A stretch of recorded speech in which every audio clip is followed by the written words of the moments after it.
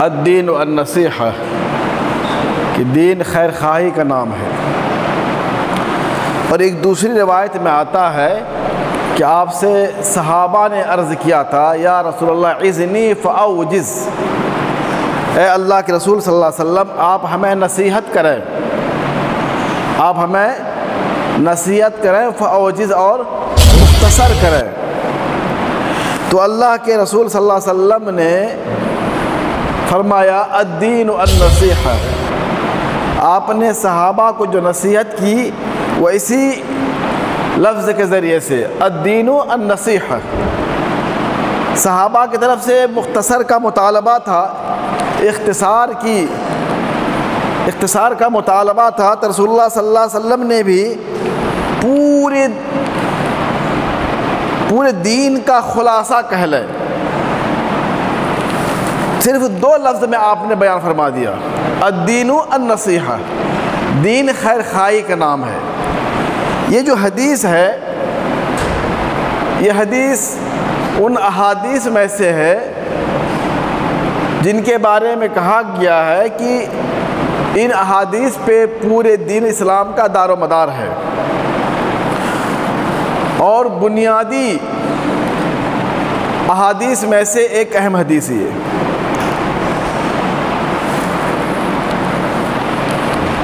یہ حدیث تو اگرچہ مختصر سی ہے، حدیث کے کلمات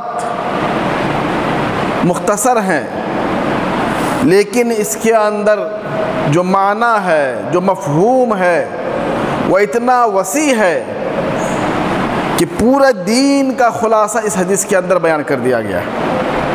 تو جب اللہ کے نبی صلی اللہ علیہ وسلم نے کہا الدین النصیحہ، دین خیر خواہی کا نام ہے، تو صحابہ نے پھر عرض کیا قلنا لمن یا رسول اللہ، ہم نے کہا اللہ نبی یہ خیر خواہی کس کے لیے ہوگی، کن لوگوں کے ساتھ خیر خواہی کرنا ہوگا؟ تو اللہ کے نبی نے پھر اس کی مزید وضاحت فرمائی، تشریح فرمائی کہ خیر خواہی ہوگی للہ ولکتابہ ولرسولہ وائمۃ المسلمین وعامتہم، 4 لوگوں کے خیر خواہی کرنے کا آپ نے اس کے اندر تذکرہ فرمایا، بیان فرمایا۔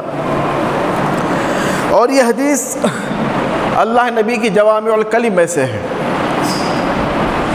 ایسی باتیں کہ جس کے اندر الفاظ بہت مختصر ہوں لیکن اس کا معنی مفہوم بہت ہی وسیع ہو، اس کے اندر بہت گہرائی اور گہرائی ہو کہ آپ جتنی بھی اس سے مطلب نکالتے جائیں نکلتا چلا جائے، اس کے مفہوم کو جتنا آپ سمجھتے جائیں سمجھتے رہیں آپ۔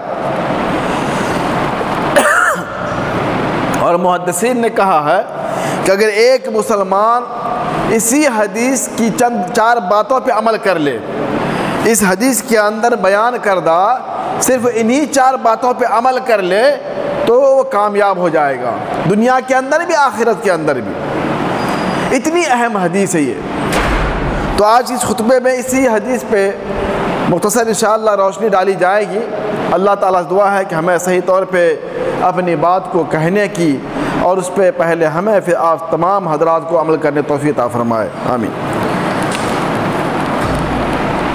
اللہ کے نبی نے ارشاد فرمایا الدین النصیحہ، دین خیر خواہی کا نام ہے۔ صحابہ نے عرض کیا اے اللہ کے نبی یہ خیر خواہی کن لوگوں کے لیے ہے؟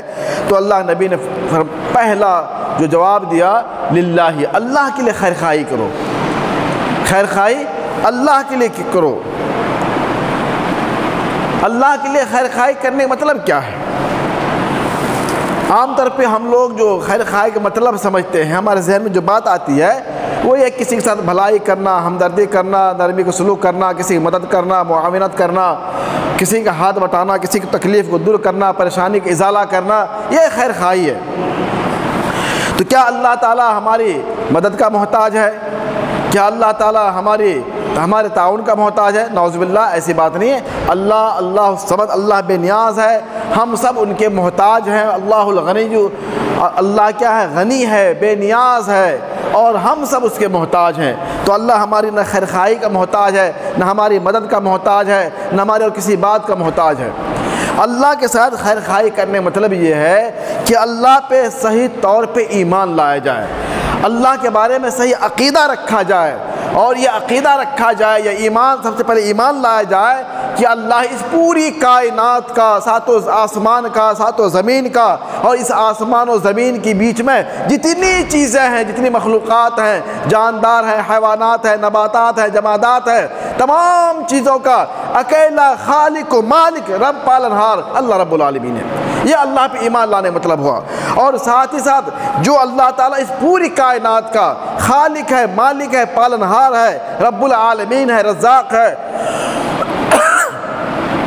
تو عبادت کی جتنی بھی قسمیں ہیں وہ سب کے سب اللہ تعالیٰ کے لیے خالص کرنا، عبادت صرف اللہ ہی کے لیے کرنا، ایاک نعبد و ایاک نستعین پہ عمل کرنا کہ اللہ عبادت کی جو بھی شکلیں ہیں ہم صرف تیرے لیے ہی کرتے ہیں اور تجھ سے ہی مدد چاہتے ہیں۔ یہ اللہ تعالیٰ پہ ایمان لانے کا مطلب ہوا، اللہ تعالیٰ کے ساتھ خیر خواہی کرنے کا مطلب ہوا، اور اللہ کے توحید کو ماننا، اللہ کو ایک ماننا، اور یہ عقیدہ رکھنا کہ اللہ اپنی ذات میں، صفات میں اور اسماء میں اللہ یکتا ہے، اکیلا ہے، تنہا ہے، نہ اس کا کوئی ثانی ہے، نہ کوئی اس کا شریک ہے، نہ اس کا کوئی ہم مثل ہے، نہ کوئی اس کے جیسے ہم مشابہ ہے، نہ اس کی ذات میں، نہ اس کی صفات میں، نہ اس کے افعال میں۔ یہ عقیدہ رکھنا بھی ضروری ہے، تبھی کسی مسلمان کا ایمان پکا ہوگا۔ اگر ایک مسلمان اللہ کو مانتا، اپنا رب مانتا ہے، لیکن اللہ کی صفات میں شرک کرتا ہے، اللہ کی صفات کو، اللہ کے توحید کو صحیح طور پہ نہیں مانتا ہے، تو ایسے انسان کا، ایسے مسلمان کا ایمان کا کوئی اعتبار نہیں ہے۔ مثلا توحید کا معنی یہ ہے کہ ہم سب سے پہلی چیز ہم اللہ کو ایک جانیں، اللہ کو ایک مانیں، یہ عقیدہ رکھا ہے کہ اس کائنات کے اندر جتنی چیزیں ہیں سب کا خالق اللہ تعالیٰ ہے۔ خود اللہ نے فرمایا امن خلق السماوات والارض، کون ہے اس کائنات کے اندر جنہوں نے زمین و آسمان کو پیدا کیا، وَأَنزَلَ لَكُم مِّنَ السَّمَاءِ، اور کون ہے جو آسمان سے بارش نازل کیا، فَأَنبَتْنَا بِهِ حَدَائِقَ ذَاتَ بَهْجَةٍ، پھر اسی کے ذریعے اللہ فرماتا ہم نے ایک خوشنما باغیچے، باغات کو ہم نے اگایا۔ اِلَٰهٌ مَّعَ اللَّهِ، کیا ان چیزوں کو کرنے میں، آسمان کو بنانے میں، زمین کو پیدا کرنے میں، کیا کوئی اللہ کے ساتھ شریک تھا؟ کسی نے اللہ کی مدد کی؟ نعوذ باللہ۔ اِلَٰهٌ مَّعَ اللَّهِ، کیا اللہ کے ساتھ کوئی اور معبود ہے؟ تعالی اللہ عما یشرکون، اللہ تعالیٰ ایسی باتوں سے کیا ہے؟ بلند برتر ہے کہ وہ کوئی ان کی ذات میں، ان کی صفات میں، ان کے افعال میں شریک ہو سکے۔ تو یہ عقیدہ رکھنا میرے بھائی ضروری ہے کہ اس کائنات کے بنانے میں اللہ نے کسی سے مدد نہیں لی، کسی سے کوئی تعاون نہیں لیا، کسی نے اس کی کسی بات میں شرکت نہیں فرمائی، اللہ نے اکیلے اس پوری کائنات کو پیدا فرمایا اور پوری کائنات کا مالک ہے۔ لو کان فیہما آلہۃ الا اللہ لفسدتا، اگر اس زمین و آسمان کے بیچ میں کوئی اور معبود ہوتے، دوسرے معبود ہوتے، دو الہ ہوتے، دو معبود ہوتے، دو خدا ہوتے، تو ہمیشہ اس زمین و آسمان میں فتنہ برپا ہوتا اور زمین آسمان کا نظام درہم برہم ہو جاتا۔ قل هو اللہ احد، اے نبی آپ کہہ دیں اللہ ایک ہے، اللہ الصمد، اللہ بے نیاز ہے، لم یلد ولم یولد، اللہ نہ کسی کو پیدا کیا نہ پیدا کیا گیا، ولم یکن لہ کفوا احد، اور اللہ کوئی ہمسر نہیں ہے، کوئی شریک نہیں ہے۔ یہ اللہ کی صفت ہے، اللہ کی ذات ہے، اس طریقے اللہ پہ ایمان لانا ہے۔ اللہ لا الہ الا هو الحی القیوم، اللہ ہی ہے، اس کے سوا کوئی معبود نہیں ہے، وہ حی ہے، ہمیشہ سے زندہ جاوید ہے، وہ کبھی ختم ہونے والا نہیں ہے، کبھی فنا ہونے والا اللہ نہیں ہے۔ اللہ کی ذات ہمیشہ سے ہے، ہمیشہ رہے گی۔ کل من علیہا فان ویبقى وجہ ربک ذو الجلال والاکرام، تمام چیزیں کائنات کی فنا ہو جائیں گی، ختم ہو جائیں گی، صرف اور صرف اللہ کی ذات باقی رہنے والی ہے۔ ان باتوں پہ بھائی ہمیں عقیدہ رکھنا ہے، اللہ کے بارے میں یہ ہمیں ایمان رکھنا ہے، تب ہمارا اللہ کے ساتھ خیر خواہی کرنے کا معاملہ صحیح ہوگا۔ آج کتنے ایسے مسلمان ہیں جو اللہ پہ ایمان رکھتے ہیں، لیکن ایمان رکھنے کے ساتھ ساتھ اللہ کے ساتھ شرک بھی کرتے ہیں، دوسرے مخلوق کو شریک کرتے ہیں۔ تو میرے بھائی ایسا کرنا اس مسلمان کے ایمان کے لیے بہت ہی نقصان دہ ہے۔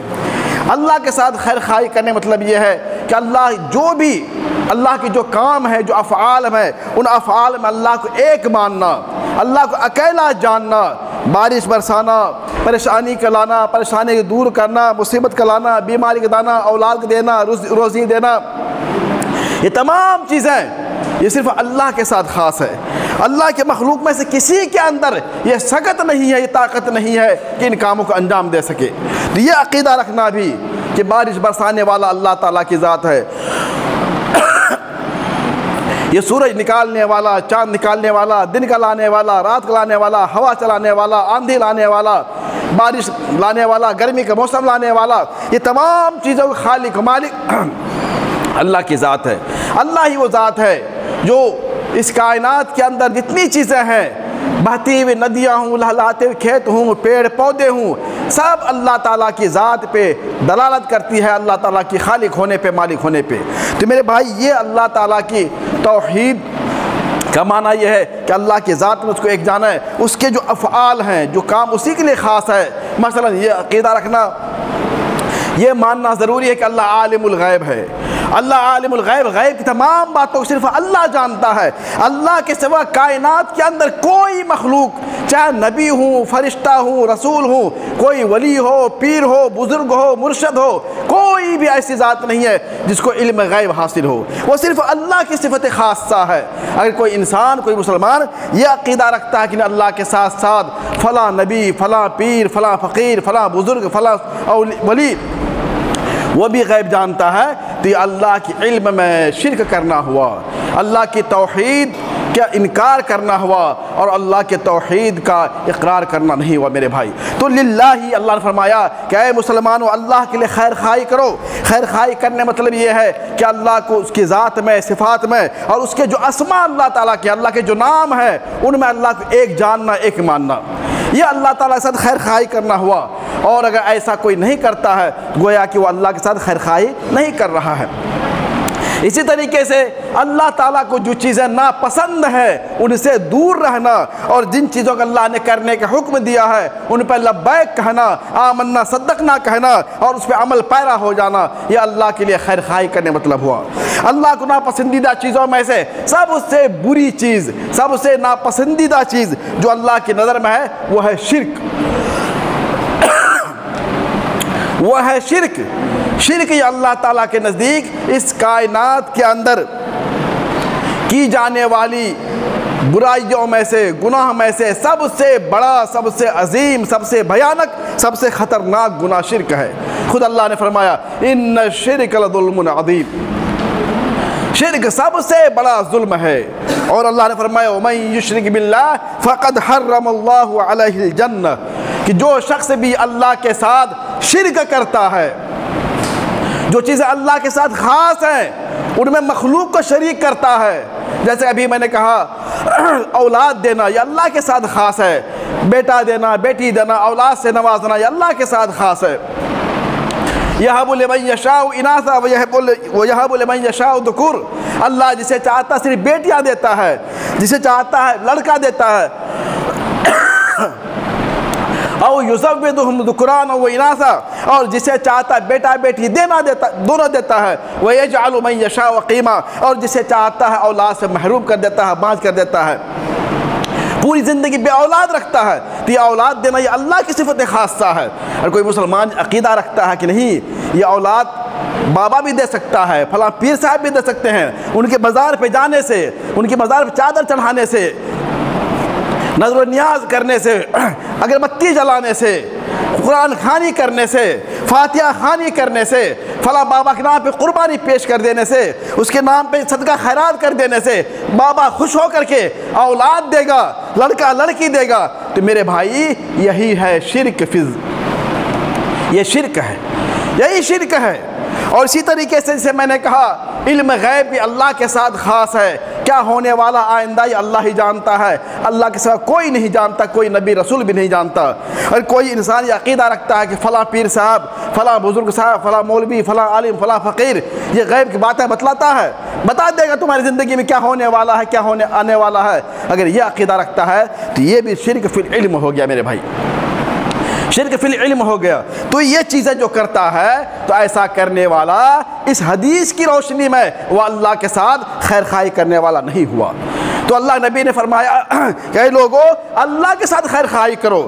تو یہ مطلب اللہ کے ساتھ خیر خواہی کرنے کا اللہ پہ صحیح طور پہ ایمان لایا جائے, توحید کو اپنایا جائے, شرک سے دوری اختیار کی جائے, شرک سے بیزاری کا اعلان کیا جائے, شرک و بدعت سے بالکل الگ تھلگ آدمی ہو کر کے صرف توحید پر عمل پیرا ہو جائے, اور اللہ کو رب مان کر کے, خالق مان کر کے اور معبود مان کر کے عبادت کی جو بھی قسمیں ہیں, بدنی عبادت ہو, جسمانی عبادت ہو, مالی عبادت ہو, جو بھی قسم عبادت کی ہیں وہ صرف اور صرف اللہ کو راضی کرنے کے لیے, اللہ کو خوش کرنے کے لیے کیا جائے.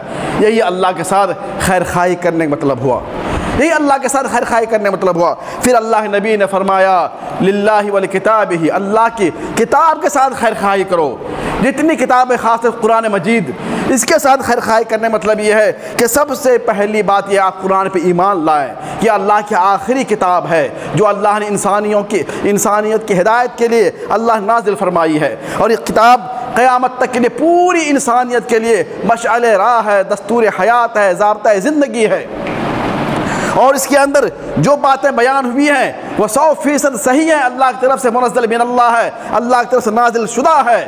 یہ عقیدہ رکھنا کتاب کے اوپر, اس کی تلاوت کرنا, اس پہ عمل کرنا, اور قرآن کے اندر جو باتیں اللہ تعالیٰ نے آپ کو کرنے کے لیے کہا ہے ان باتوں کو کرنا, اور جن باتوں سے آپ کو دور رہنے کے لیے کہا گیا ہے ان باتوں سے دور رہنا. یہ کتاب اللہ کے ساتھ, قرآن حکیم کے ساتھ خیر خواہی کرنے کا مطلب ہوا. آج ہماری زندگی میں دیکھیں ہر گھر میں قرآن رکھا ہوا ہے, لیکن کتنے ایسے مسلمان ہیں جو قرآن کو پڑھتے ہیں, ان کے معانی پہ غور کرتے ہیں, ان پہ تدبر کرتے ہیں کہ ہمارے رب نے کیا فرمایا ہے, ہمارے رب نے کیا کہا ہے. نہیں, بہت چند لوگ ہیں جو قرآن کے معنی سے, ان کے تراجم سے, ان کی تفسیر سے کہتے ہیں آشنا ہیں. بہت چند لوگ ہیں, نام کہ ہم لوگ مسلمان ہیں. تو اس لیے یہ مطلب ہوا کہ قرآن تو ہمارے گھر میں ہے, لیکن ہم نے قرآن کے ساتھ خیر خواہی کرنے کا ارادہ ہمارا نہیں ہے. قرآن ہم نے گھر میں رکھ لیا ہے, لیکن قرآن کے ساتھ جو ہمارا تعلق ہونا چاہیے, جو ہماری وابستگی ہونی چاہیے, وہ بالکل نہیں ہے. قرآن ہم ناظرہ بھی نہیں پڑھنا آتا تو اس کے معنی پہ غور کرنے کی بات تو بہت دور کی بات ہے. آج ہماری حالت یہ ہے کہ ہمارے بچے, ہمارے بوڑھے, ہمارے جوان, ہمارے بھائی, ہمارے چچا, ہمارے والد بوڑھے ہو چکے ہیں, لیکن قرآن کی ایک سورت انہیں پڑھنا نہیں آتا ہے. یہ ہے مسلمان, ہماری حالت یہ ہے. جبکہ ہمارے نبی نے کہا کہ اپنی کتاب قرآن کے ساتھ خیر خواہی کرو. تو میرے بھائی, خیر خواہی کرنے کا ہمارے نبی نے حکم دیا ہے. اس کا مطلب یہ ہے ہم قرآن کو پڑھیں, اس کو یاد کریں, سینے محفوظ کریں, اس کے معانی پہ غور کریں, اس پہ عمل پیرا ہو جائیں, اور جو باتیں قرآن کے اندر بیان کی گئی ہیں اس کو اپنی زندگی میں نافذ کر دیں. تبھی اللہ تعالیٰ دنیا کے اندر ہمیں عزت دے گا, سر بلندی دے گا, رفعت و مقام عطا کرے گا. اور قرآن کو ہم صرف طاقوں میں رکھ دیں سجانے کے لیے, قرآن کھانے کے لیے رکھ دیں, بس قرآن کھانے کرنا ہو, دکان شروع کرنا, کوئی مر گیا, کوئی پیدا ہوا, گھر بنایا, یہ کیا وہ کیا, بلا لیا مدرسے سے 10-20 بچے کو, مولوی صاحب کو, حافظ کو, اور قرآن پڑھا لیا, اور ہم نے سمجھا کہ ہم نے قرآن کا حق ادا کر دیا. نعوذ باللہ, یہ قرآن کا مذاق ہے, یہ قرآن کی تجارت ہے, دکانداری ہے قرآن کی. قرآن اس بات کے لیے نہیں نازل ہوا ہے کہ آپ قرآن پڑھا کے دکان اسٹارٹ کریں, بزنس میں کیا قرآن خوانی کرائیں, مرنے پہ قرآن خوانی کرائیں, پیدا ہونے پہ قرآن خوانی کرائیں. قرآن اس بات کے لیے نازل نہیں ہوا ہے.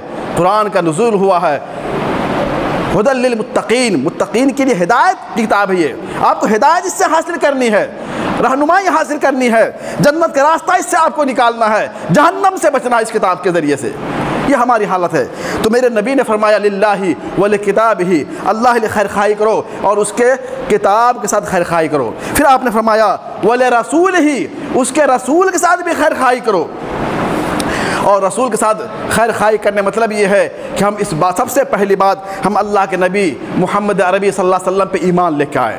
ہم ایمان لائیں کہ ہم آپ کو آخری نبی مانتے ہیں, آپ اللہ کے آخری نبی, آپ پیغمبر ہیں, آپ اللہ کے رسول اور بندے ہیں, آپ اس دنیا کے اندر آنے والے سب سے آخری نبی ہیں. آپ کے بعد قیامت کی صبح تک کوئی اور نبی آنے والا نہیں ہے, کوئی اور دین آنے والا نہیں ہے, کوئی اور کتاب آنے والی نہیں ہے. آپ اس کائنات کے تمام انسانیت کے لیے کافۃ للناس, پوری انسانیت کے لیے, کالا ہو, گورا ہو, عربی ہو, اجمی ہو, پورب کا ہو, پچھم کا ہو, شمال کا ہو, جنوب کا ہو, کسی زبان کا بولنے والا ہو, سب کے لیے آپ نبی ہیں. اس بات پہ ایمان رکھنا, آپ کو نبی ماننا.